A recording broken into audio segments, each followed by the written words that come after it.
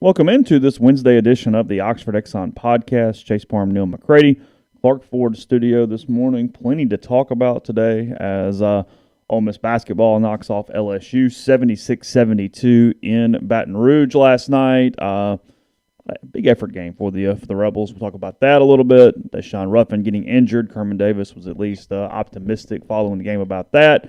Lane Kiffin sounding off on luxury taxes and salary caps and NIL and plenty more yesterday too in his press conference announcing the signing class too. Well, today is National Signing Day, but that has zero to do with Ole Miss whatsoever. So here we are. We've got that. We've got Brian Flores suing all sorts of people in the NFL. I mean, there are plenty of topics probably going into tomorrow's show, frankly. Nick there's Saban much spoke. More at too. Yeah. So. Yeah, plenty of stuff going on. It'll probably go into tomorrow, but we'll hit as much as we can today about it. We'll circle around with all of it. The Washington is the Commanders now. They've announced that this morning. So just awful. Tons of stuff. Big news day. Big hand-raised guy in the Washington football team offices yesterday when they settle in on Commanders just starts throwing stuff at people around the room. Like a month ago, had you said, "Hey, Washington Commanders," went, "Hey, was that what one of the teams in the replacements was called? Was that what that was?" I mean, what are we doing? So bad. He had so many options, and that's what we went with. So anyway, all right. Podcast brought to you single day by the Oxford Exxon Highway 6 West in Oxford. Remember to get your $10 free. All you have to do when you do that is pull up at any pump at a Blue Sky location in Mississippi. Take a picture of the QR code. Exxon mobile app opens automatic $10, 1,000 bonus points there with the Blue Sky location. Also, you can get the lunch specials, $5.69, 2 sides bread, 32-ounce drinks, and more. And again, coming to you from the Clark Ford studio.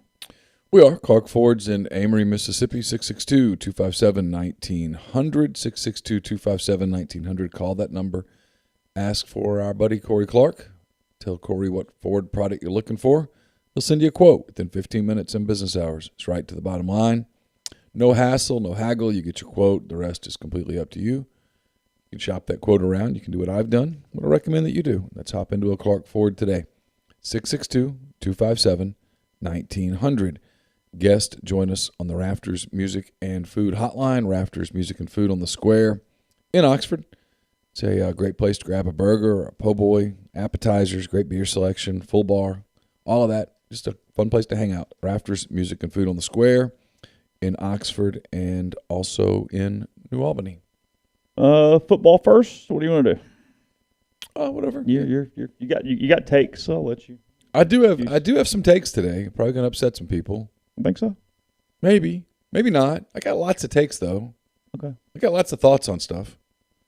We'll start football. So Lane Kiffin again having his signing day press conference yesterday. He came in, as Neal said, and what he meant yesterday with a purpose. He had things he wanted to say. Lane had an agenda yesterday as he walked in. So did some of the other people on the press conference. But what was interesting about it is at first I was like, I don't know what we're getting today. It's kind of bad because as soon as we started hitting the button, people wouldn't know this probably the way they started the record button, is Brad Sheffield, one of the media relations people for Ole Miss, said, "Hey, if you'd like to give an opening statement about your portal class." And Lane, it caught him off guard a little bit, and he was like, "I thought we were doing a signing day thing." And it was like a weird little 5-second thing, and my expectations sort of went down a little bit, if that makes sense. I was like, it's a weird open here. I don't know what we're getting. And I saw his body language. Oh, did you really? I knew what we were getting right away, and that's one of the reasons Oh, really? Okay. I hit raise hand right away. I knew what he wanted to do, and I was like, yes, we are going here.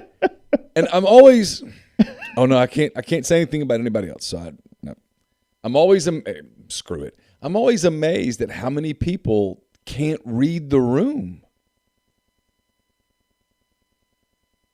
Yeah, it's an incredible thing. I mean, look, I'm not the most social person in the world, but I think I have, and you've been around me, I think I have pretty good social skills. I can read the room. The head coach at Ole Miss yesterday, who's one of the most high-profile people in college football, wanted to talk about the state of the sport. He did. In a frank way. Was ready to go there. Yesterday was not the day to ask about personnel. Man, look, and maybe this is why I'm not good at this, or maybe this is why I am good at this, depending on your perspective, right? There's no football game in February. Ole Miss is not playing a football game in February. They're not playing a football game in March. They'll probably play a spring game in April. I don't know when. And then they won't play a football game, Chase, until September. That's correct. Yes. There's time to write those stories. Lots of time. We'll dive into plenty of Zach Evans prior to September. I mean, you will know as much as you possibly can know about Zach Evans prior to September, whatever it is. Yeah, that's kind of my thing. Is I get that those are stories. It's just not today's story. But that wasn't yesterday's story. Yeah. And so if you walked out of that press conference writing about Troy Brown or Michael Trigg, I would argue you missed the point. And then some people would go, no, that's what I want to read, and I'm okay. And here's the great thing. It's a marketplace. Yeah. There's no way I listened to that press conference and came away going, I'm going to write about Troy Brown right now. Nothing against Troy Brown. I look forward to writing about Troy Brown. Yeah. Getting to know Troy Brown. That's I've heard nothing but good things. Yeah. But when one of the 10 most high-profile coaches in college football comes out talking like that. Well, because here's the deal. You don't know if there's another opportunity. The opportunity is now. So if you miss the opportunity, Well, we can always talk about Jackson Dart. We can do plenty of Jackson Dart. We can do whatever. Well, not only that, but do I know that if I get another opportunity, it might not be until March or April. And then he might not want to talk about it then. It was fresh on the forefront of his, whichever part of the brain is like now, that's what was on that part of his brain yesterday. It's a podcast, and look, I'm sure there was plenty of reasons, including, frankly, the staff getting out of town because signing day, it's a dead period. Signing day means nothing today. They can all leave. Glory to them. Have a good vacation. Sure. There's nothing they can do. Even little bit of it is to get those things out yesterday, which makes it be the topic of conversation going into all the other teams' press conferences today. Did you today. see his body language when I asked the first question and he saw what it was going to be about? He almost... But do you think that has a do you think that was purposeful to make Jimbo have to answer that today? Yes. Now, assuming ask it. Well, Saban got asked about it last night. He did. Yes. I actually thought his answer was very creative. We'll get there in a minute. But no, it was very purposeful. He was hoping people would take the bait. Yeah, he was. Yeah, I mean, here's what he did, and it's what's crazy about the profession and interviews and the way everybody, whatever. He just told the truth. He threw the $25 million out there. That's actually short of what I've heard, but yeah. He did the math. He goes, hey, well, think about that. That's what this means. Which is a good point. He said, hey, 3-4 schools, nobody else. I mean, there's a lot there on, he gave the line about, hey, every time you make a decision, there's unintended consequences. Here we are. This is not what this was, whatever. What he was doing was two things. He was sending messages to college football of, hey, this is freaking ridiculous. Mm-hmm. And then he's also going, hey, we have a problem here. He said that he referred to it as an issue. Yeah. Repeatedly. Yeah. We can't do that. And hell, 125 schools can't do that. Well, because I asked him a question, are you wanting this to be, do you want Congress to step in on this? Or is this the place for the football czar? And he was like, look, he did a pay grade. That's above my head. But he didn't stop there. His way of saying, I appreciate the question was, but we have an issue. And you do. Yeah, you do. I mean, and Jimbo needs to be asked about it today. What's he going to say? Are you confident he'll even be asked? Should someone ask him, what do you think his answer is? Jimbo's kind of funny about stuff like this because Jimbo's answer to this fairly recently, if I recall correctly, and I think I do, Jimbo's answer was, we've always had NIL deals. He said this to Feinbaum in December. They were just cheating. Nobody talked about it was the quote he gave. Yeah. He probably will say that again. And frankly, Chase, I have no problem with that answer. And I'm going to be clear here. I have no problem with Texas A&M. They're not breaking the rules per se. The rules are so nebulous. They're being Vanderbilt baseball. Hey, look, we're taking advantage of what is right there. Yeah, and so I'd be a hypocrite if I said, I have a problem with that, because I've always said I have no problem with what Tim Corbin's doing at Vanderbilt. I don't. You can dislike it or think it's not good for the sport, but... Yeah, you can want a rule change, not go, hey, you're the devil because... But when someone goes, Tim Corbin's cheating, no, he's not. No, he's not. He's operating within the rules that are presented to him. Frankly, in the similar way, Tulane has been able to take advantage of the portal to recruit better players than he could recruit out of high school. He said that yesterday. He goes, look, I don't make the rules. I just try to figure out the best way to formulate my plan inside them. Yeah. I'm told that I can take 32 kids however I want to, so here's what I do. Okay, Yeah, cool. That's what he said. So I thought he was fascinating yesterday. I thought it was, we've had Kiffin for 2 years and a couple of months, and I thought it was easily his most candid press conference. I thought he was funny, but it's funny. A lot of people were like, "Oh, he was body bagging Texas A&M." I'm like, no, I don't think that's what that was, guys. I don't think he was accusing Texas A&M of cheating. I think he was pointing out that if these are the rules, the school where he is, and a lot of schools like the school where he is, they can't compete in this environment. Mm-hmm. Not like that. Ole Miss cannot. There was this debate on the message board, and you might disagree with me, and if you do, fine. We've done this for a while. We can get through a disagreement. I don't think Ole Miss can raise $25 million a year. No, that number's too big. I don't think that's achievable. That would take – it's not possible, and it's sure as hell not sustainable. Year over year over year over year. Right. I don't know that they could ever get there 1 year, but if they did, I don't think they could turn around and get there the next year. Yeah, I just don't – without one person just going, by God, here we go. Yeah, and that makes no sense. And he said he made an analogy, Chase, about NFL free agency. He's done this now for 2 years. Yeah, this is something he's dialed into. He grew up in an NFL home. His dad was an NFL coach. He had a brief tenure as the Raiders coach. His brother coached with the Niners and the Browns before joining his staff recently. So there are lots of NFL connections in his family. He's right. Most free agents go to the highest bidder. You occasionally, as he said yesterday, see a guy go, I wanted to finish my career in Los Angeles or whatever, so I'm going to go there. I grew up an Eagles fan or whatever. Very rare. For the most part, they go to the highest bidder. Sure. He said, so why would this be any different? 17, 18-year-old kids who don't have any money, many of whom who come from backgrounds that have no money, suddenly people are bidding for them? Here's the thing, though. As he said, as Jimbo would say, these things have been going on anyway. Maybe it's made the numbers bigger because you can get more corporate dollars involved and it doesn't take the connotation of cheating to do it. But is anything really different? Isn't the ratio still basically the same? Have we really changed the power structure in any way? We've increased the gap is the problem. Yeah.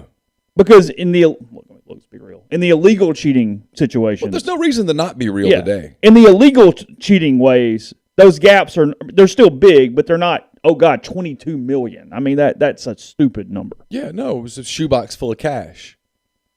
It was $50,000. Back in the old days, I mean, look, there's a prominent linebacker that went to Georgia that the number was like 350. Mm-hmm. 350.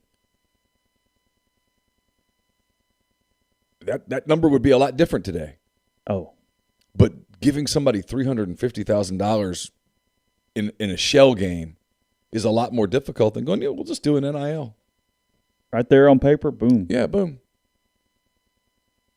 Yeah. We'll just do NIL. $700,000, $800,000, whatever. Yeah. Boom.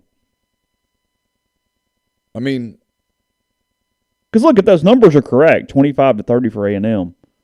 Yeah, sure, that comes out to $1 million per kid, but that also means some kids getting 100,000 and some kids getting God knows what. Sure, it's like a Major League Baseball roster, right? I mean, or an NFL roster. We'll stick with football. If the team payroll is $112 million or whatever, that's not everybody getting an equal piece of that pie. The backup offensive tackle's not making what the starting wide receiver's making. No.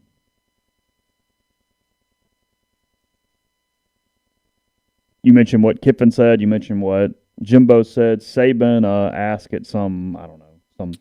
He was yesterday. in Mobile at a function. Tailgating with the coaches, Senior Bowl Summit. It was Brian Harsin and Nick Saban. Oh. Could we had two different situations going on in at one stage at one time? My God, and geez, Harsin walking around going, oh God, Well, I tell you what about it. There's an AL.com story that I'm reading, and unless I missed it, there's not even a Harsin quote in the story. It's just a few Saban quotes. Well, and he's the type that probably got asked something about it and was like, oh, I'm not answering that. I mean, Saban's answer. So Saban's two answers. One, he says, when we start using name, image, and likeness for a kid to come to our school, that's where I draw the line. That's not why we did this. Which, from a very NCAA standpoint, sure, fine, whatever, Nick. Yeah, okay. Yeah. I get why you said it. Okay. People are making deals with high school players to go to their school. Yes, they are, Nick. Mm-hmm. You're correct. Yep. And then here, the one that everybody's talking about. Yeah. I hear these crazy people on TV who say, now you're doing it above board. We never did it. We never did it. We never cheated to get a player. We never paid players to come to our school. Well, look, as I said a minute ago, I don't know who Nick is talking about. Maybe he means he and Miss Terry. And you know what? They never cut a check for Raycon Davis to come to Alabama.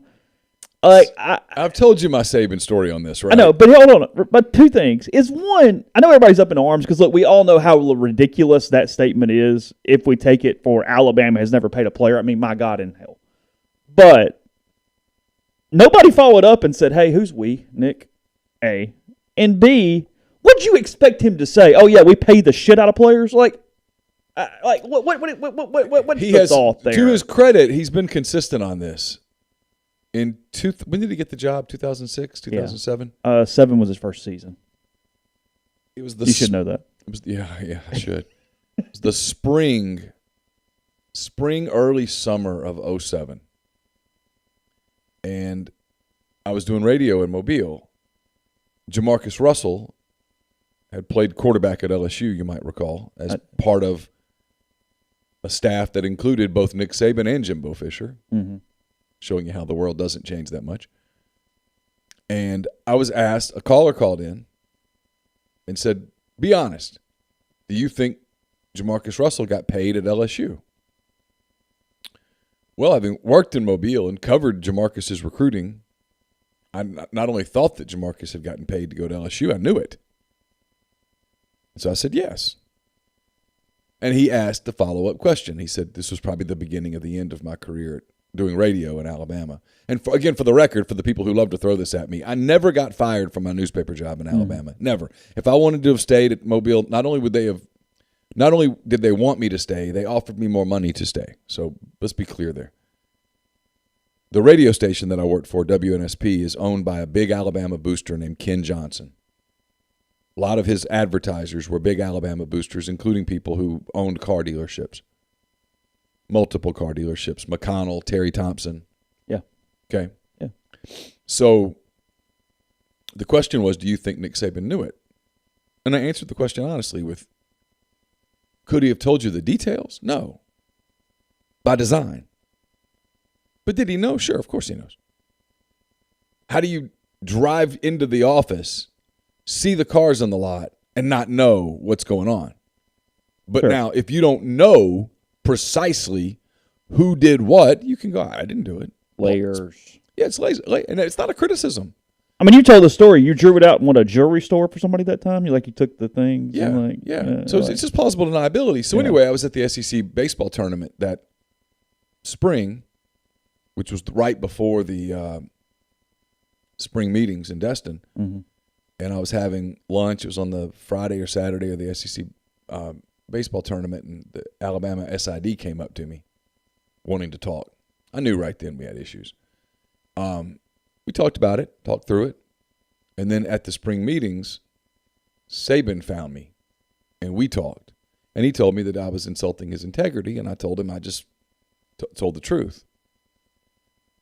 I thought it was plausible deniability. I didn't say that he did it, just said that LSU did it. I knew that Jamarcus had gotten improper benefits. Of course Jamarcus got improper benefits. For the love of God, of course he did. Yeah, sure. And, but we've played this game for a long time now. And so here we are 15 years later. Still playing it. And now people are finally talking about it because it's above board now to a degree. There's still a black market of things that are happening under the table, but most of it's above board. Players are going to have to be taxed on this. Most people have no real problem with it. Mm-hmm. But if you're going to do this deal about I thought Kiffin's comment about salary caps and stuff, his comment about if one or two NFL franchises could spend 10 times more than the other NFL franchises, what do you think would happen? And I thought what Kiffin said was exactly right, which was, look, if this is the way you like it, cool. But understand that there's an entire subset of schools now that really have no real chance to win. And maybe it's always been that way. But the thing that people love about the NFL, and the reason that the NFL is king from a competitive standpoint, from a viewership standpoint, from a buy-in standpoint, is the Cincinnati Bengals were 2-14 2 years ago. Yeah, there's no draft. They're playing for the Super Bowl. There's a salary cap. You spend all your money, you're the Saints, you get over, the bill comes in, right? The Saints are going to have to take a step back and go, okay, we got to break this down and then build it back up. Kind of that's where it is. Well, that doesn't exist in college football, and if you don't do anything to legislate NIL, and I don't know if they will or not. Congress is not going to want to put caps on players because it looks like you're harming and hurting the kids' ability to make an income. Yes. And so that is going to be a very difficult political thing to get through. I talked to a very high-profile, you know who I'm talking about, a very high-profile college football person who said if the rules don't change, there are 3 programs who are going to dominate the sport: Texas A&M, Texas, and USC. Because I said, what about Alabama? Alabama doesn't have that kind of money. Alabama doesn't have that type of donor. Chase, Alabama can't raise $30 million a year in NIL. Every year, year over year, they can't do it. Mm-hmm. That doesn't exist. Every year. Here's the truth, too. Unless Jimbo goes like 11-1, he can't do it next year. Because they're going to get pissed off and go, hold on a minute. At some point, you got to win football games. It's not just some guarantee out there forever that you're giving it. Sure. And frankly, it ratchets up heat on the coaches even more, is the other side of this argument. Well, here's how you know that the number is basically accurate. If I accused you of bribing someone and you know you didn't do it, you'd push back. Yeah, you're going to retaliate a little bit. If you know you did it, just shut up. Silence. Yeah. All right. The number that's out there in the world is $31 million for this class. Yeah. I anticipate Texas A&M is going to have more recruiting success today. Yeah, they're in on 3 kids. You wouldn't think they'd miss on all of them. They won't. Won't be surprised if they get 2 or maybe even 3 of them. I mean, this is they're all in. Yeah. And look, technically, as long as they don't get the money until they get enrolled, they didn't do anything wrong. Might have gotten in some gray area. Well, they did because they promised the amounts prior to. Sure. I mean, which is illegal. Yeah. Yeah. But you got to prove it. Yeah. I mean. Good luck. Yeah. I mean, good luck with that all the way around. So, anyway, we're not done with this. We'll continue in a second. First about Community Mortgage, Oxford, Memphis, Settle County, and Chattanooga. All underwriting and processing is done in Memphis. So you're getting local underwriting and understands your market.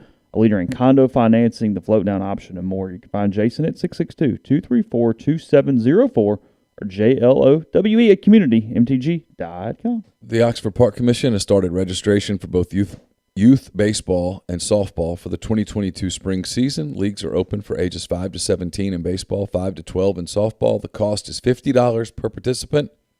The season begins on April the 25th. Games will be played at M-Trade Park. Go to oxfordparkcommission.com before February the 20th to sign up. We're also brought to you by BroThrow. It's a social sports betting network, free to use. It's a cool, fun way to bet. No third party, no juice. Over time, that's going to save you money. You can start your own group, make friends, invite your friends. Payment happens within 24 hours of the conclusion of your bet. You can take the other side of an existing bet, start a new bet, and more at brothrow.com. Valentine's Day is just around the corner. Are you still looking for that perfect gift for your special someone? If so, Dead Soxy has your gifting covered. Nothing says I love you like some good socks. Dead Soxy has increased the discount at Rebel Grove. I was waiting for you to get it. At Rebel Grove to I was like half paying attention. Yeah. To 30% from now through midnight on February the 14th. Head over to the site to see all the new styles and take advantage of this amazing offer. Happy Valentine's Day from Dead Soxy. Game Changer patches are the only 2-patch system available in the market to stop hangovers before they start. The warm-up patch is used before or while you drink.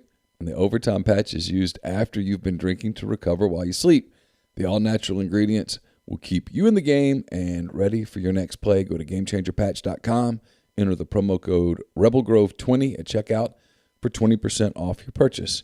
And we're brought to you by ACS, Automation and Control Systems, LLC. If you are in need of custom HMI and SCADA solutions or large horsepower VFD specialist, ACS has you covered. They can service and install Rockwell Automation, Allen Bradley, Siemens, ABB, Square D, and many other manufacturers. For more information or to get in touch with ACS, go to acsllcms.com or call 662-601-4381. Podcast also brought to you by G&M Pharmacy. They're on South Lamar in Oxford, 662-236-2222. They deliver locally in the Oxford area, and they offer MedSync for your prescriptions the same day each month and take care of you. Whether it's one trip to the pharmacy, one delivery, you have everything you need there with G&M, or if you're in the Holly Springs area, they are on the square with Tyson Drugs there in Holly Springs. So, again, between those things and Right Way Meds, they were individually package your medication, everything you need from your individual community pharmacy. Again, that is G&M here on South Lamar, 662-236-2222. Let's see. Yeah, Jimbo will get asked about today. I wouldn't be shocked to see if it wouldn't shock me if Dellinger was on that call today too, or whatever he's doing. Yeah, Ross was. Ross, he kind of probably stumbled on that a little yesterday. Yeah. He DM'd me yesterday with "wow" or whatever. I don't know the exact words, but yeah, I was like, "Yep." So on. There's that. Yeah, that's. When you give Ross Dellinger just a little bit of red meat, he's off to the races. So because that was he was the only national guy on, I think, right? Yeah, I didn't notice anybody else. But I think Ross got a glimpse into the Ole Miss beat yesterday. Yeah, I didn't exactly scan through the list of participants as we were there. Yeah, he was the only one. He beat me to that question because I was already prompted to the one about Windows and the new little hand raise function. I don't necessarily like. It's a little different, and weird. You have to go down to reactions. Yeah. It's whatever. The things we deal with now from a Zoom standpoint. Look,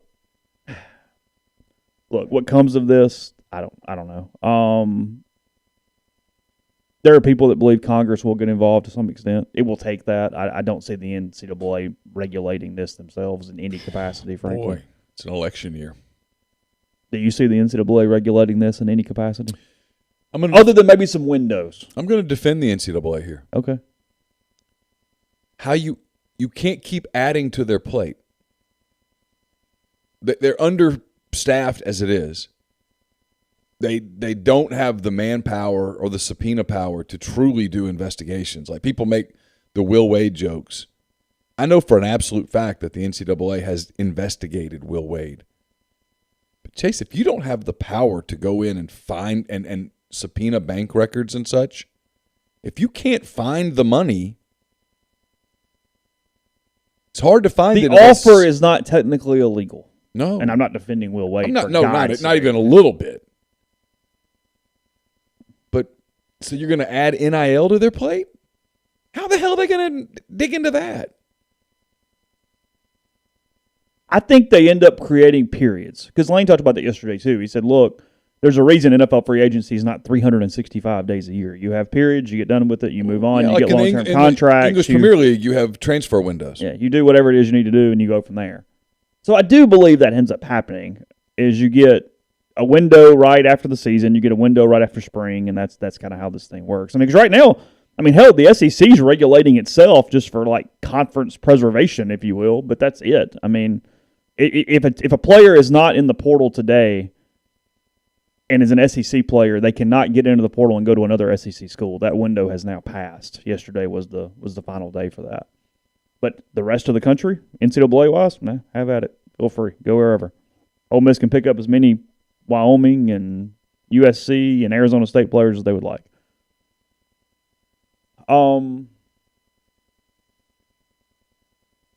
Another big picture thing from him yesterday. Is that it? Yeah, that was it. The rest of it was kind of some football stuff. He was not in any mood to talk about that. You like that he admitted the photo shoots are just for marketing purposes? Yeah. Yesterday? Yeah, I appreciated that. Antonio Morales and someone else wrote something on that. Is really funny. It was really actually it's fascinating. It's where this is going. It's like crazy. The kids are now taking visits just to do the photo shoots.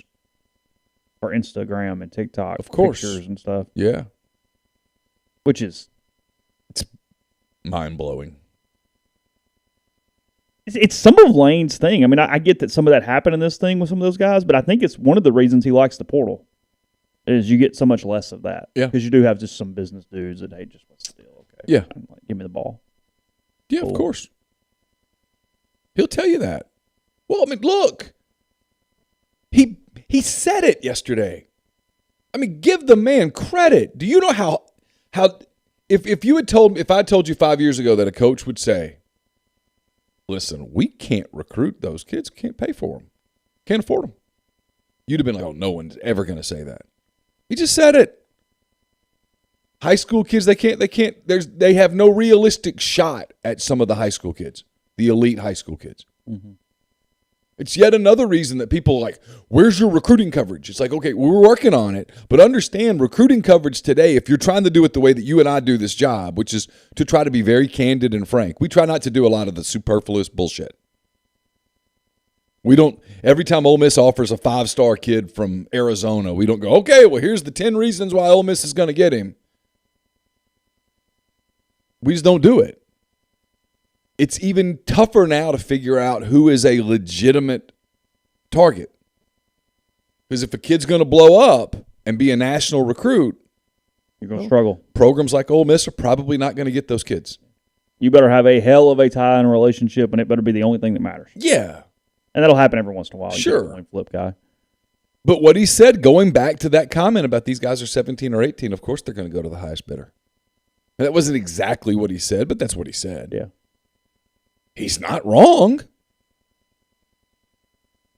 Like I said, it's the biggest benefit to what he is able to accomplish in the portal is it gives them a chance at 5-star and high 4-star players in a much more accurate and possible way than ever getting the high school kid out of wherever high school in Texas. Really, really damn difficult. Yeah, and so, he's got an approach, and I think it's a valid, strong. The more I evaluate it, and the more listening to him talk yesterday, I was like, you know what? We've talked about this. I've thought, we're watching kind of an experiment in real time. And I still think we are to a degree. But I actually think, no, this was more calculated than I thought.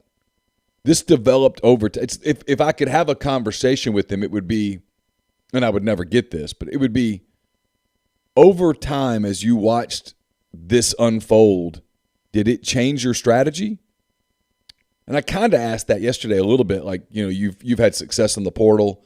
Do you anticipate going stronger that way? And he really didn't answer it necessarily, but it was like, look, I don't make the rules. We just figure out how to best maneuver the rules, how to best give us a shot. And for him, the answer to that is very clearly the portal. And the more I think about it, the more I think he's exactly right.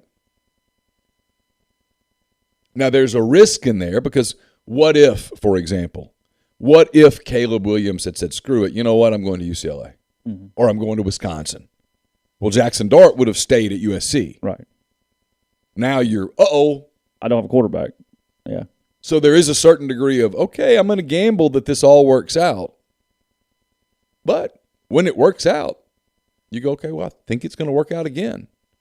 Now, the flip side of that is, and I know Arch Manning's out there, but in a year where Arch Manning's not out there, are you going to get the 5-star quarterback to come to Ole Miss?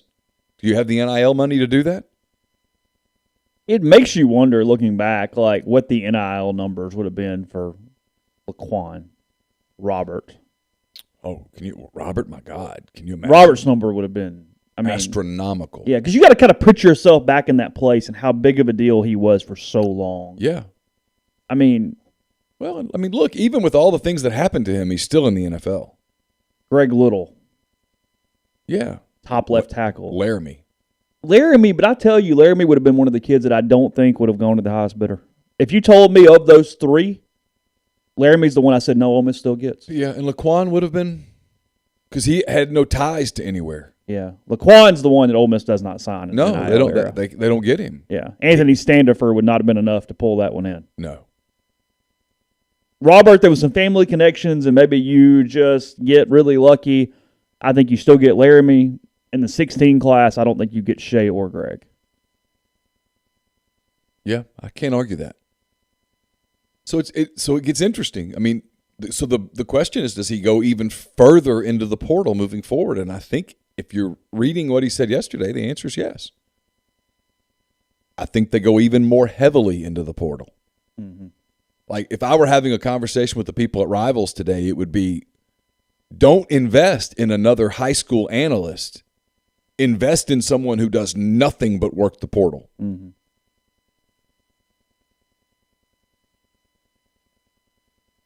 I mean, ideally you'd invest in both, but right. If you have to pick one or the other, I'd probably go, hey, let's dive into the portal here because it's going to be, and some of that would be self-serving. I granted, sure, of course. But I mean, Ole Miss is going to end up. I don't have the numbers in front of me. How many were on the list yesterday? Scholarship guys, was it like 13? I think it was 13 plus the 3 high school kids, so 16 scholarship kids. But 13 portal. That's what I thought without going back. And they're going to add 4 to 6 more. 5, yeah. I think 4 or 5. Okay, so 17 or 18. Yeah, that's a ton of your 32. That's a lot. I mean, it's more than half. Do the math. It's a good point. That's a good point, G. If you told me we were going to mention Anthony Standifer today, I wasn't really sure where we were going to go to get there. I think that's a normal number moving forward for Lane. I think if, depending on like what's allowed on the 32 thing and that stays and sticks, I think there could be some years where the portal guys are, I mean, seriously, God, 20, 22? Yeah. 20 to 12, 22 to 10? Well, yeah, and then once in a 32 world? Yeah, once your roster gets full, you don't even have 32. Well, so if you only have 26 to give, for example, and you go 19, I'm telling portal, you, they're going to just make room and make room and make room. Well, yeah, but as long as the 85 is the 85, there is a finite limit. There is a number. Sure, you get people to leave. I mean, I got a list yesterday. It was 18 guys from Ole Miss since August the 1st entered the portal. Is that what the number is? 18, yeah. So they're pretty much, it's and I listed them in my story at rebelgrove.com. How many of them have found homes? We looked at that. I think all 18. Have they really? I need to go over a couple of the names with you, but I think so. Okay. That's interesting. Yeah. And the exiting school helps. Hey. I mean, Ole Miss was to Kiffin's credit. I think they were very frank with kids from the very get-go, and they were one of the schools that let guys still practice and play. Like Sonogo was at the Sugar Bowl. Mm-hmm. They didn't do all. They didn't. Because is he the one that took the visit to TCU during bowl practice? Yes. Was that Momo? Yeah, and Lane let him. Oh, yeah, no problem with it at all. Yeah, I mean, he laughed about how this is crazy, and he's right. I mean, it's nuts. Can you imagine a guy with the Browns taking a visit to the Colts camp and then coming back and practicing with the Browns? Yeah, for the wild card playoff game. Yeah, I mean, it's unheard of. But there need to be windows, and I think there will be windows. But here's the catch: that window is still going to be during this thing you're talking about, because that has to be the window. Yeah, it just has to be a limit on it. Yeah, and then stop, and then start, and then quit. But the kids would go, well, if you put a limit on it. And then something like, okay, if you're a Michigan player today, you're signing with Michigan today, not knowing who your coach is going to be. And I don't think they're signing anyone today. Kids just aren't going to sign? I think they're done. Yeah, I think Michigan is not signing anyone today. At least somebody said that on the internet. But maybe you got in the transfer portal and you transferred into Michigan, and now he's leaving, or you sign with them in December. Now, if I were those kids, I'd ask to get out of my NIL. Mm-hmm. Oh, yeah. And not lose my portal. Yeah. Hey, look. And the NCAA has been pretty lenient on that. That's not really been a problem to this point at all. Drew asked a question about are there any rumblings on any of the players still here who may enter the portal after the spring. Yeah, there are. And there will be guys from Ole Miss that enter the portal at the end of the spring. As I've said many times, it sounds like a joke. Door. The portal giveth and the portal taketh away. And yeah, that's going to apply to Ole Miss too. Sure. Yeah. Podcast brought to you in part by Johnston Hill Creamery, 662-419-9201. Cheese at johnstonhillcreamery.com. let you pre-order right now for Valentine's Day. A lot of different options for that, including their Sweetheart Date Crate.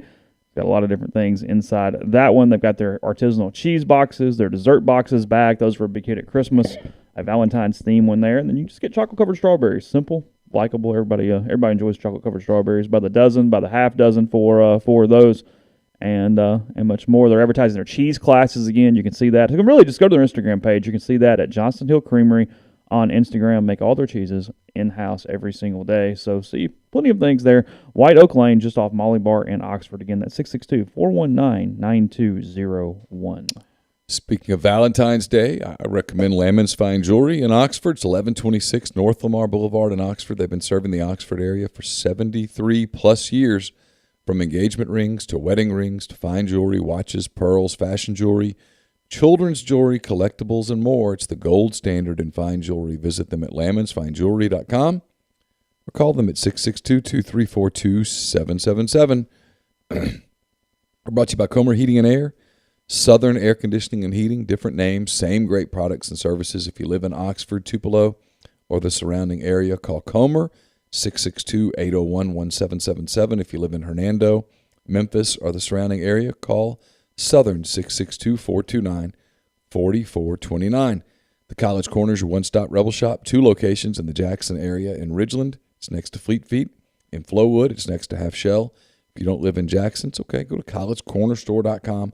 Plus, you can find them on Facebook and Instagram, the largest selection of Rebel gear in central Mississippi. Brought to you by Pinnacle. It's based in Madison, Mississippi. They provide detailed, specialized investment management, financial planning, retirement planning for individuals and businesses, and much more. At Pinnacle, investing is treated like a commodity, and decisions are made using objective information and research, not emotions. Go to mypinwealth.com, MYPINN wealth.com to learn more. And we're brought to you by John Edwards, Regency Travel Incorporated in Memphis. John is part of Virtuoso. It's a worldwide network of travel partners that allows him to supply his clients with added values, unique benefits simply not available to other travelers. Go to his site, go to his email, give him a call, give him some parameters, give him a budget, and then he will give you options that you're just simply not going to find on your own. And no, you don't have to live in or near Memphis to take advantage of his services. 901-494-3387 or jedwards@regencytravel.net. And we're brought to you by Opa. It's Oxford's newest restaurant on the historic square. Gyros, wraps, kebabs, redfish, lamb chops, and more. Handcrafted cocktails, frozen libations, candlelit patio, all of that. 306 South Lamar, just south of the Square Courthouse in Oxford.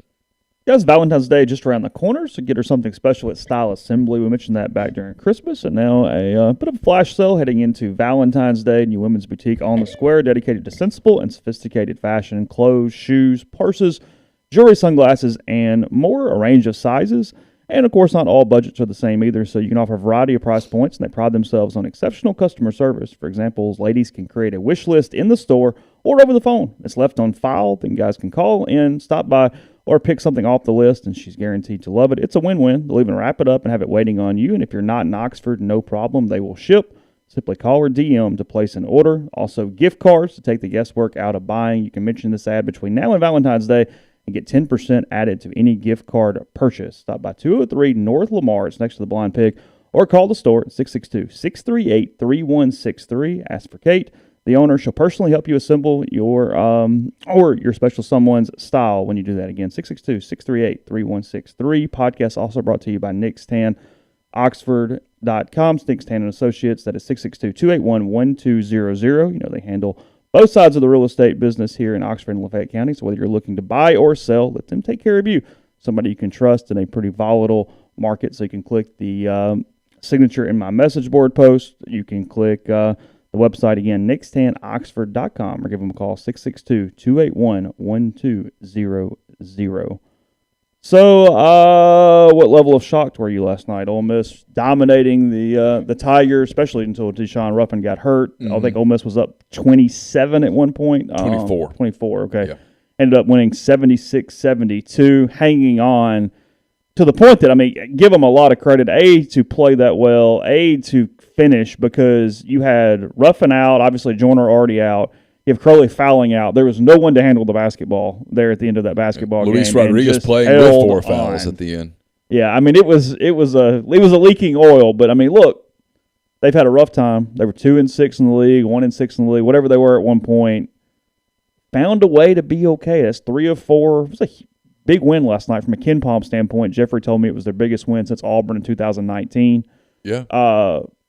Just really impressive effort. If nothing else, got to give Kermit a lot of credit for keeping those guys together because they played their asses off last night. They did, and that lead got cut to 2, and you were like, oh, boy. They have nobody to handle the ball. They can't go to overtime. Not going to win an overtime period. And they came up with a couple of big stops. Luis Rodriguez made a play that nobody talks about. They were up to, and I think it was Fagan was handling the ball, and he kind of lost it in the backcourt, and there was this wild scrum for it. And it was getting ready to go to LSU, and they were going to have a breakaway. And Luis, who has always hustled, got his hand in there and deflected it.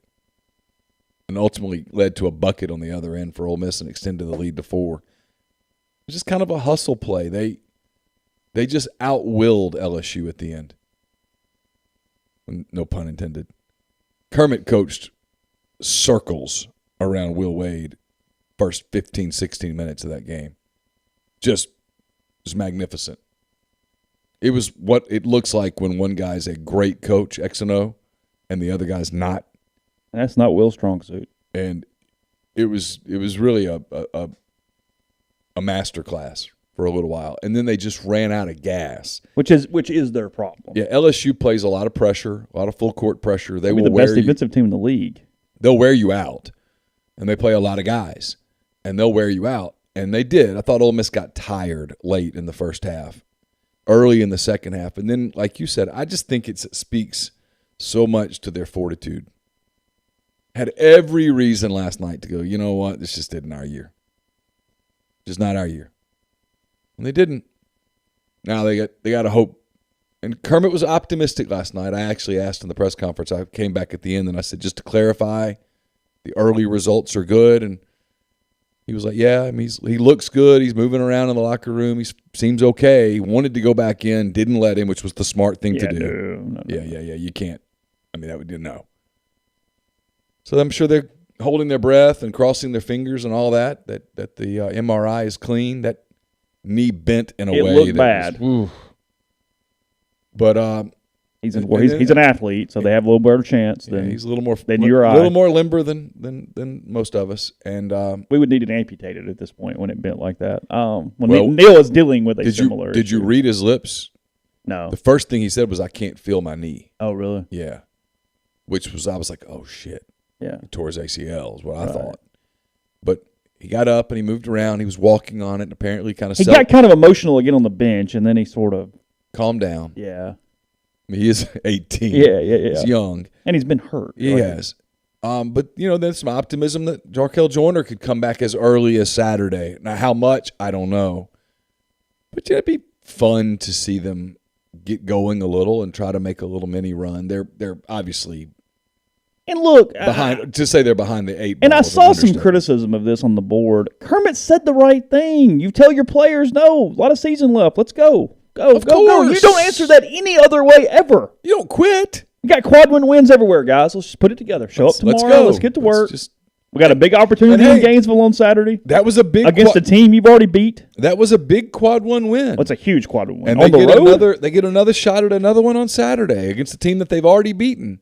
You just keep trying. You get Alabama at home next week. You give it another shot. Yeah, maybe you run that thing to 5, and who knows? Not yet getting in, but okay. Yeah, well, but give yourself an opportunity to get some excitement and make it fun. I mean, you don't quit. Yeah. Yeah, Ruffin last night scores 19 points in 20 minutes.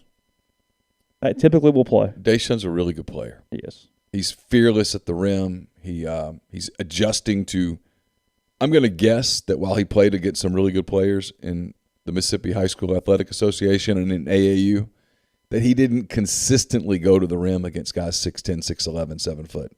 I'm going to guess that when he went to the rim, there weren't always a Walker Kessler there, trying to deflect your shot. So he's having to learn how to adjust to that. Vanderheiden played 2 minutes last night. Otherwise, take that out. Ole Miss played 7 dudes against that LSU pressure all night. All night. And that's with Ruffin getting hurt after 20. Good God. I had this this thing in my mind. I saw Luis fouling out in the final minute and it going to overtime. And it's like, I don't know who you play. I mean, literally, I don't know what I don't know what lineup you put out there. You would have to go Fagan, Morrell, Brooks, Brakefield, and I mean, who cares? You got to make Fagan play the point. And Sammy put did Hunter not play in the last game. night, right? No. Yeah, I guess he would have had to come in. Yeah, I mean, from a minute standpoint, Ruffin 20, Brooks 33, Brakefield 32, Morrell 37, Fagan 25, Crowley 20, Rodriguez 32. Yeah, and Ty was complaining about his knee, asking to come out, and Kermit was like, "You got to play." I got nobody. That's where they are, and that's not me criticizing Ty. I'm sure he's hurt. I'm going to guess that his knee was legitimately hurting. Yeah, but I mean, Kermit looks over at his bench and goes, "I don't know what you're going to do." So, which, if you want to have a criticism, that's the criticism. Well, no, all those things still remain. Sure. None of those things are fixed, but they could have quit. Oh, we've seen teams quit. Sure. And they haven't quit. No. Not at all. They've played very hard. And LSU made a run at them where you would have been easy to go, screw it. It was fun. Here. Yeah, we took a shot. Take your dub. I'm going to get some chicken. Get on the plane. Head home. Instead, they fought them. It's credit. Elsewhere in the league last night, Auburn 100, Alabama 81. Just hammered the Tide last night. Auburn's really good, and their Arena. fans were loud. 51-37 at the break, outscored them 49-44. Yeah, that reverse rammer jammer after the game last night was deafening. Yeah, like it was like, oh shit. Like, everybody was still hanging out. Nobody left. It was. It's a pretty emotional rivalry, Chase. It gets more emotional though in the NFL basketball. I feel like because football is so almost fear based, but they don't like try to kill one another. We're so used to the Egg Bowl that the Iron Bowl almost kind of looks tame to me. I've actually seemed like I notice it more in basketball than I do football in a way because of the close quarters and the whatever. I mean, like I said, we cover a lot of Egg Bowl, so I mean, I look at the Iron Bowl and go, yeah, it's a picnic. You guys worried about over there? What's the problem? Like, I don't know. Alabama's such a weird team. I mean, I'm not faulting them for that last night, but they're 4-5 in the league now. They're so built around nothing but offense. Yeah, and so when your shots all fall, great. Yeah, they look like damn world beaters. Yeah, you look like the Harlem Globetrotters. But when your shots don't fall, and you got to go play some defense. To me, that's why the Ole Miss game yesterday, like the first half, you could explain it away because Carson had soccer in Tupelo, and so I watched the first 20 minutes, and then we listened, and David Kellum's like, yeah, Ole Miss is shooting 78% or whatever at one point. I'm like, well, that's not sustainable. I mean, if you do that, okay. Yeah, if you shoot, because listen, if the game plan is, hey, guys, we're going to go shoot 80% tonight. Okay, hey, cool, coach, let's go win. Yeah. What was impressive was in the second half when the shots didn't fall. When the turnovers came. Because you knew that run was coming. You knew LSU was going to make a run. Darius Days couldn't miss for a little while.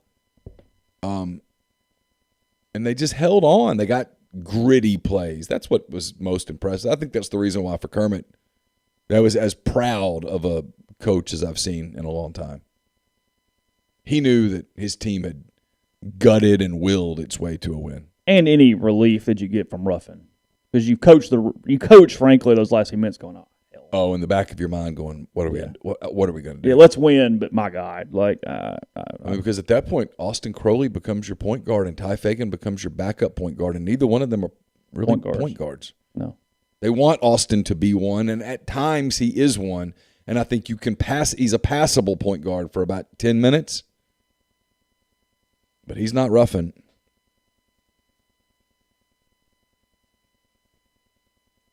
Is that the other? Mississippi State won big last night, right? That was the other league game? Yeah, against South Carolina. Yeah. Right. good game around the league. Kansas did go on the road and win in Ames yesterday. I'd mentioned that game briefly yesterday when we were just talking. Who plays tonight? I'm pulling it up right now. I think Arkansas is at Georgia. I'm curious whether that game happens. What's going on? Whether they can get out. I'm sure they're concerned about whether they can get them back in. Yeah, tonight around the league, we got Florida in Como tonight. Florida is a 6-point favorite on the road at Missouri. I like Missouri to cover that line. I'll take my 6 with Missouri at home against that Florida team that is not exactly great on the road, and their guard play can be atrocious at times. Vanderbilt at Kentucky tonight. That is a 16-point line at Rupp. Yeah, yuck. I mean, you can go watch Scottie Pippen Jr. if you would like, but that's about all for the Commodores. And then, as you mentioned, 6 o'clock from Stegman Coliseum, Arkansas and Georgia tonight. Yeah, we started telling the girls on Sunday, you better go get food, go get stuff, because you're not going to be able to get out late in the week for a few days. 10-point line on that one, Arkansas minus 10. When the forecast calls for 8 to 12 inches of snow and ice. Oh, really? Yeah, it might be a minute. I don't know where Arkansas is scheduled to play Saturday. That might determine what happens today. At home. Ooh, so they got to get them back. I don't know. Yeah, they play State at home on Saturday night. They're probably already there. Oh, yeah, they're definitely there. Yeah, so they can get them. They could probably get them back tonight because I think the weather's supposed to get there tomorrow for the most part. So you fly them out as soon as the game's over. Yeah, you got to get them back quick. Yeah, because the weather's. They were already getting some ice and stuff, I think. Yeah, they're a 7:30 game on Saturday night. The only decent games at all on Saturday are at night. Kentucky's at Alabama. It's an interesting game on Saturday for Nate Oates. It's the Cats in Tuscaloosa on Saturday. Sure. LSU at Vanderbilt suddenly got to win a game. I mean, they've lost, 5 of 6? Yeah, and Vanderbilt's okay at home. I don't know if there's still virtual Commodore week or what the deal is. That was only a 3-game span at the time. Is it over I don't now? know. Well, I don't know if they extended it, but it was only a 3-game span at the time. It's suddenly safe for the kids to go to the games. It's my interpretation. Okay, Somebody will have to let me know. Tennessee at South Carolina, Auburn at Georgia, and then as you mentioned, Ole Miss, Florida. That's a 2:30 game on SEC Network. Okay. From Exact Tech Arena at Stephen O'Connell Center. The O-Dome. Sure. Yep. It was a lot more of the O-Dome when they had Team Noah and Corey Brewer and I've been in that place when it was rocking, man. Oh no, they had Couple they of won back-to-back titles. I mean, they've had it going at a point or another. I'll always have. That was 4 NBA dudes, wasn't it? Yeah, and Auburn was supposed to play them back when I was covering Auburn, and it was a Sunday, 11 a.m. CBS game late in the year, and I was at the hotel where Auburn was, and I kept saying, I don't see Chris Porter. He wasn't there. Where was he at? It was the beginning of the end. Agent issues. Different day. Like I said, that was a little bit of a Wild Wild West time, wasn't it? Yeah. In a different way. I remember talking to the agent finally. It's like Nate something. I was like, whoa, this is a big story. What did he say? I mean, he admitted it. Did he? Yeah. Really? Yeah. What was Njai like? Mamadou? Yeah. Oh, he's great. He's a good dude. Yeah. If you tell me, it's one of my weird things. Just growing up, as an Ole Miss fan, listen to the radio or whatever. If you say, hey, what players do you remember? For some reason, Mamadou Njai is the first one that comes to my mind. If you go, hey, other guys in the league during that time period, that is the first name to always come to mind. That was a fun team to cover. Doc Robinson and Mamadou Njai and Bryant Smith and Scotty Pullman and Damian Fishback. Oh, yeah. Yeah, all those guys. That was a fun team to cover. Different era. Lots of access. Was there? Oh, yeah. Yep. What happened with Texas Tech? I know they beat Texas last night, but what was what was the scuttlebutt around that? Chris Beard was coaching Texas now, and they were not happy. Did you see? That's what that was. That arena was nuts. Was it really? Yeah. I saw Ric Flair was going to be there or something like that. That arena, I had no idea Texas Tech could put that many people in a basketball facility, but they did. Oh, was it a zoo? It was crazy. What was the final? A bunch to not many. Oh, they beat them up pretty good? Yeah.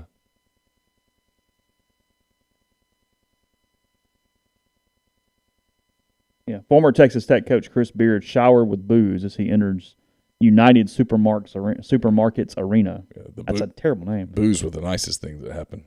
Got a lot more than that. 77-64 in his return of his alma mater. You've never seen so many middle fingers. I mean, that's You lose a guy who went to your school to Texas. I mean, I get it. Like, he deserved every bit of that one. Yeah. I mean, whatever. He can do what he wants. I'm not blaming Chris Beard, but woo. Whew. So we're going to talk about this NFL thing? Yeah. I was getting to a break, so we didn't. Oh, okay. And then, Someone asked me, they said, do you still have Cliff Ellis's cookbook? I don't think I have it anymore. That was not. Oh, yeah. That was not a happy assignment. My sports editor made me do a story on Cliff's cookbook. And by that point, Cliff and our relationship was a little icy. Yeah. Did you do the story? I did it. I mean, I know. Yeah, no choice. You don't just look at your boss and go, no. I'm not going to write about the cookbook. I wasn't happy about it. Yeah. Tonight wasn't about me, guys. I'm on the record my whole career. You guys understand that. I respect the opponent and I respect the game. And congratulate Texas Tech on a good home win in the Big 12. Had a great crowd tonight. Thought it was a good college basketball game. All right, Chris. Fair enough. Yeah. Podcast brought to you. In the back of his mind, he thought, next time I come here. Yeah. Northeast Spark, NESPARC, 2 packages, the Ignite, the 100 Mbps, or the Blaze, the 1 gig that powers the Clark Ford studio. Your hometown team bringing you world-class broadband. That's nespark.com, 662-238-3159. Phone service, parental controls, network security, a wireless mesh extender, and much more. So call the office for details. Again, that is 662-238-3159. We're also brought to you by Grenada Nissan. If you're in the market for a Nissan vehicle, Grenada Nissan's the place to go. They've got a complete selection of new and previously owned Nissan vehicles, great lease deals as well. It's GrenadaNissanUSA.com. I'll have a mailbag up later today at rebelgrove.com. It's brought to you by Whitney McNutt of Tommy Morgan Incorporated Realtors, serving you for all your real estate needs in Oxford and Tupelo. She sells condos, land, commercial, and residential family homes. You can reach her at 662-567-2573 or 662-842-3844. What are your goals for 2022? Does your company need hard-to-find talent to meet those goals? Maybe you're personally seeking a career change. Let this be your year to make the change, and your first step needs to be to contact Service Specialist Employment Agency. They're the oldest employment agency in Mississippi. They recruit in all industries. Remember, there's nothing to lose by reaching out. No cost to you as a candidate. Everything is kept confidential. Service Specialist wishes you and your company a successful 2022. You can contact them at 662-832-5138. We're also brought to you by The Rogue. It's your destination for fine men's clothing. Their stylists hand-select pieces from top designers, from work to lifestyle to nightlife. They've got the perfect something for everyone at The Rogue. All the best items from Peter Millar, Martin Dingman, Jack Victor, Halsey, True Grit, Duckhead, and so many other brands. 4450 I-55 North in Jackson or therogue.com. And don't just accept what you see, but imagine something new. Step forward and chase after a better version of yourself. Every day, Corinth Dental is helping people reinvent themselves one smile at a time. Dr. Bubba McQueen, Dr. Jenny Beth Hendrick are devoted to restoring and enhancing the natural beauty of your smile using conservative, state-of-the-art procedures, including Invisalign. These clear aligners are the virtually invisible way to improve your smile. So call Corinth Dental today for a no-cost digital scan of your teeth. Let them show you the way to a straighter, healthier smile. 12 months, no interest, no down payment, financing available at corinthdental.com. And we're brought to you by Bell & Grove, based out of Chattanooga. Daryl Oliver and Evan Dial built Bell & Grove, a logistics provider with more than 35 years of transportation industry experience. Bell & Grove specializes in domestic freight movement throughout the continental U.S. They can navigate through supply chain issues while also leaning on their partner carriers to get the most competitive rates possible for their customers. In addition, they can help customers design a custom solution for their shipping needs. Whether your business is in need of moving a truckload, a partial shipment, or a flatbed, Bell & Grove can accommodate you. They provide both air and ground expedited services for customers who need to move product quickly. For more information, call Daryl Oliver at 865-672-6557. Podcast also brought to you by New Orleans-based PrimeShrimp.com. That's Prime. Easy cooked shrimp, no mess, no prep. Just drop the frozen pouch into boiling water. Ship straight to your door in just a few days. Delicious shrimp cooked in less than 10 minutes if you're on the fly or not an expert chef. You've got the signature seasoning. It's my favorite, the French Quarter Alfredo. They got more flavors coming soon as well. And right now you get $20 off for your first purchase. Just use code MPW And you always a money-back guarantee if you don't love it. Order 4 pounds or more, and it ships free. Again, that's primeshrimp.com. So yesterday, Brian Flores, as he does not get the Giants job, again, as we I guess we talked about that. We even talked about that. I don't know. I don't remember. I don't think so. Okay.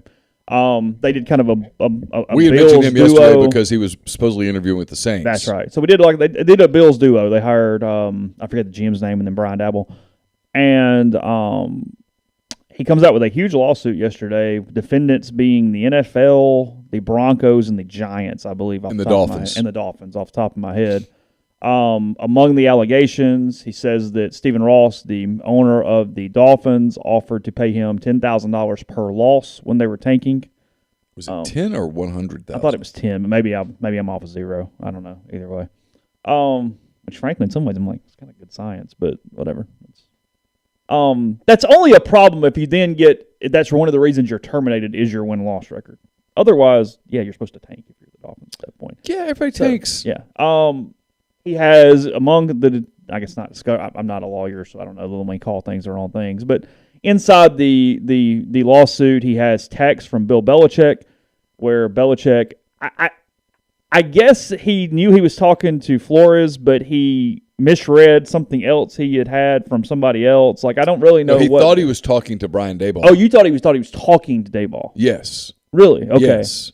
See, I thought he knew he was talking to Flores, but he had misread whatever had come into him.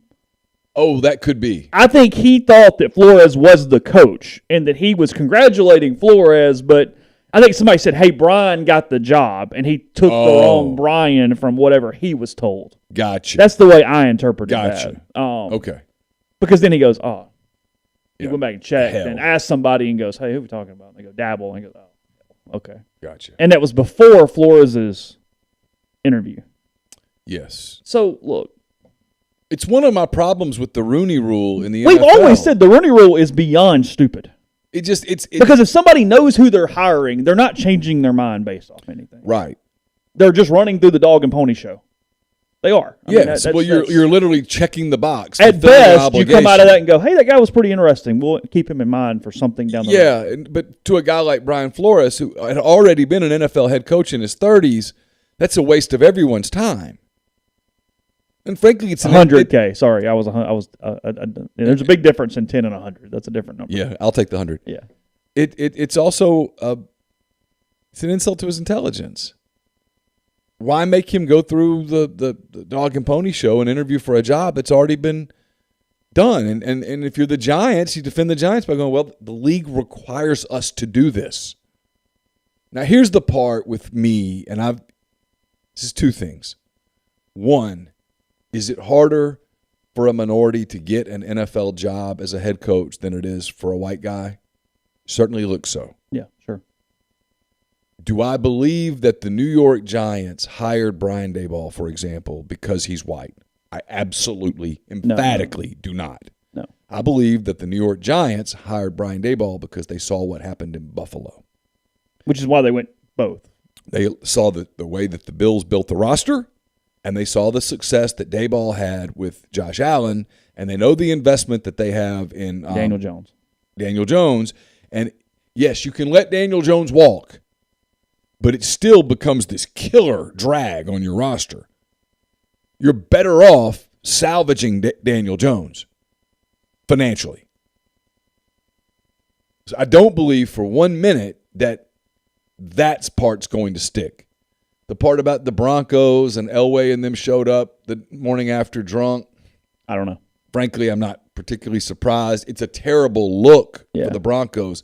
Does that make the Broncos racist? Yeah, that's a reach. I can't go there. I mean, and I've seen multiple attorneys or different legal experts say that winning this lawsuit will be next to impossible, that the standard is very difficult. Which brings you to the question, why not wait even like 5 days? Because it's very likely he was going to get another head coaching job. He's very highly regarded. Well, he was the one guy. He was the one of the whole bunch and went, hey. Well, he was the one guy that supposedly was the roadblock with the Saints and Dennis Allen. Yeah. Okay. Yeah. The Saints are like, we probably just promote Allen. That's the easy thing to do, obviously. We just move people down the hall. Keep the kind of culture or whatever. I mean, he was Peyton's right-hand man. Instead, They wanted to talk to Flores.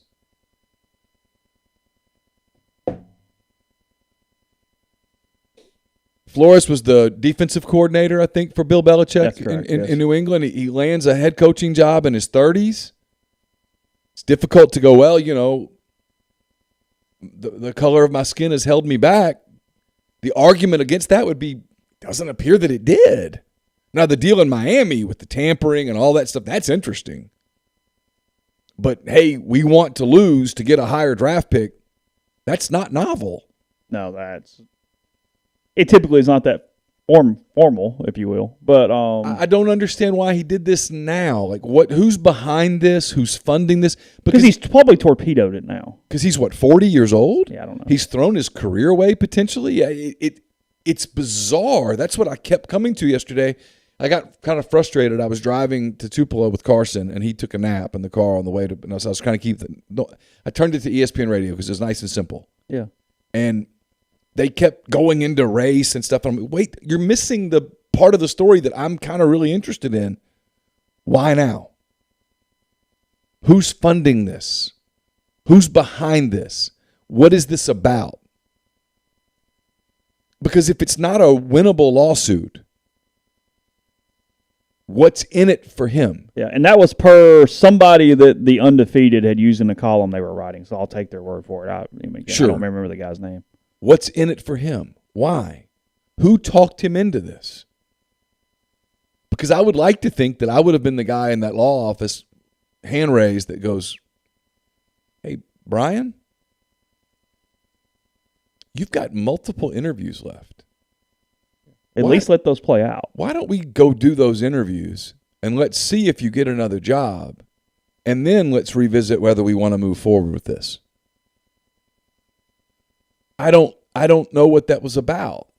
And you see the people say, well, we're going to revolutionize the game, and I've seen some of that. It's going to revolutionize the league. In what way? Because you can't force owners to do anything. They're still going to hire whom they want. Yeah, well, in a league where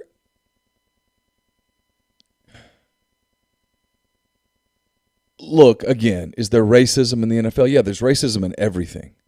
There's racism in everything. But in a league where the scoreboard is so important, where they want to win, I've told you this before. I've been around enough NFL people. I covered the Saints for a little while. That league is about winning. It is about filling up your stadium. It is about marketing. It is about winning. It might be, and I would argue it's less racist than almost anything because they just don't care, man. Can you take my team to wins? The Chiefs did not draft Patrick Mahomes because he's black. The Bills didn't draft Josh Allen because he's white. The Bengals didn't move on from Marvin Lewis because he's black. They didn't draft Joe Burrow because he's white or Jamar Chase because he's black. They made those moves because they thought it would lead to more wins.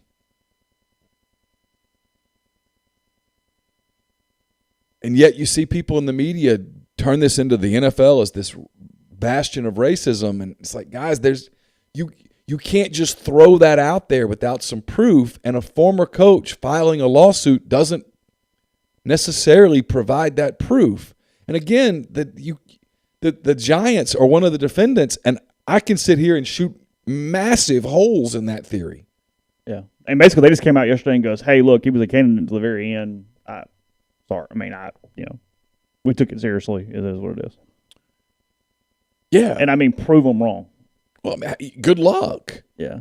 But you have to assume that the Giants hired Daboll because he's white, which just completely is illogical. Yeah. There's an easy logic that minorities have a harder time getting their second job, or they at times get fired prematurely for some reason. Logically, I can go there, but proving it with specifics is very difficult. Right. Because you look at it and go, 1 of 30, whatever, is black. Okay, that's weird. Yeah, 100%. Absolutely. Strange as hell. Absolutely. But there was a period where there were more than that. And I do think there's been a lot of progress. I mean, 2 GMs have been hired who are African American. Yeah, including recently with the Vikings. Yeah, and the Bears. Yeah. Who I believe both hired white head coaches.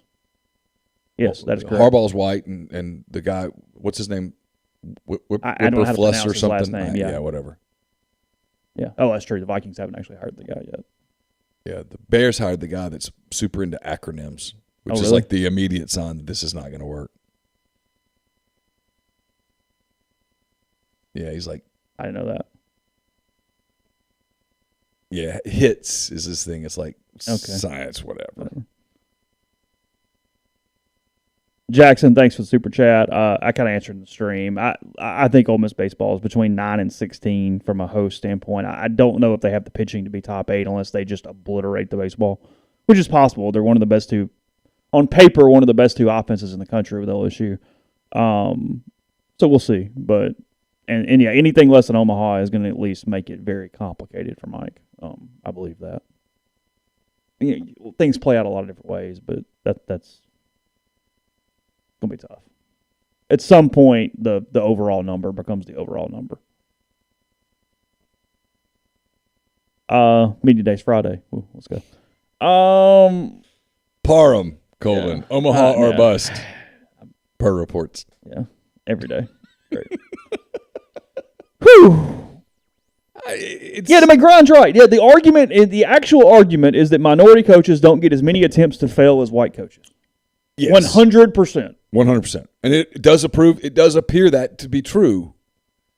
Proving that is intentional is what I was hearing today. Because the retread business and see, I think that's part of it too. Yeah. The NFL is for all their positives, they're such a retread business. Well, if you have fewer black coaches to be retreads, hence there are fewer black retreads, if that makes sense. Sure. Like that Sure. Because there are white coaches that, I mean, chance after chance after chance, you go, oh my God. But it's because they just, hey, I know that guy, and maybe we changed the one thing. And now a lot of those franchises don't actually win, but that is a thought inside the NFL. Well, I mean, the NFL is designed for parity. That doesn't mean that there is parity. There's still a reason that the same franchises win over and over and over. Yeah. They're smarter. Yeah, sure. They're run better. Yeah. So. Including one that's had an African-American coach for, 15 years now? Correct. Yeah, and Tomlin would have job offers everywhere. If Mike Tomlin picked up the phone today and called Jacksonville, for example, and said, you know what, I've been thinking about it, and I just kind of like it there. Here's the offer. Mm-hmm. So there's a lot there. It's just when people do this sweeping, okay, well, it's going to be this. I'd still want my question answered. Why now? Yeah. Why on Tuesday? You couldn't have waited till Friday? Yeah. What was this about? I'd love to know. Yeah.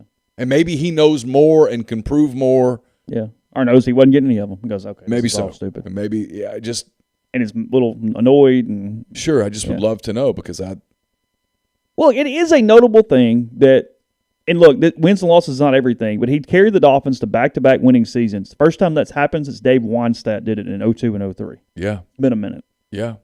And they went 10-6 and 9-8 last year and this year. But there were personnel. There's a lot of stuff. Not to minimize that part of the story at all. Yeah. But the tampering part of the story where Ross was bringing an NFL. Yeah. I mean, it read like he was referencing Tom Brady. It did. That was how I inferred that. And our guy was like, no, peace. Yeah. I'm out. I can't be there. Yeah.